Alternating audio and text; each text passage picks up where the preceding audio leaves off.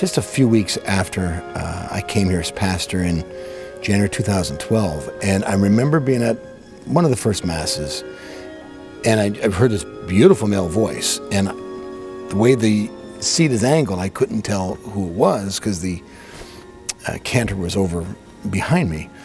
And when I realized it was John, and I was really kind of stunned. I said, what a beautiful voice. I got real lucky coming here to St. Jude's, having such great cantors and great music ministry anyway.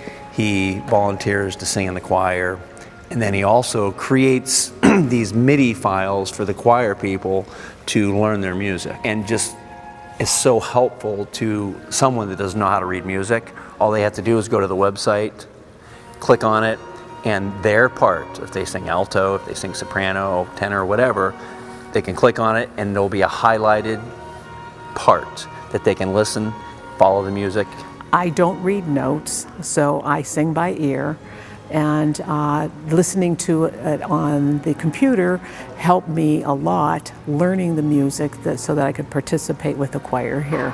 He creates each the altos, the sopranos, the second sopranos, the tenors, and the bass. So you can go to each line, and if you're the bass, they can learn their part.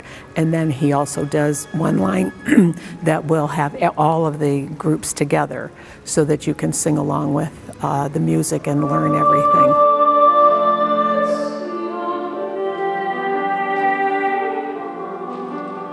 John Baldwin has always been a really important member of the choir, but a few years back there was some question as to whether the choir and the music ministry was going to make a change in direction. And John said at a meeting that we had as a choir, he said, what do we need to do to make this work?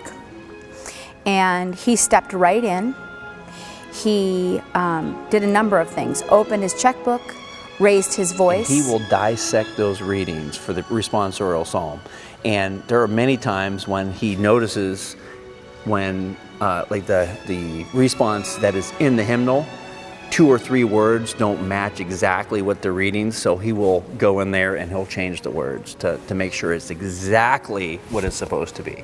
He's very helpful, he's very thoughtful. He would do anything for any of us to help us learn our parts.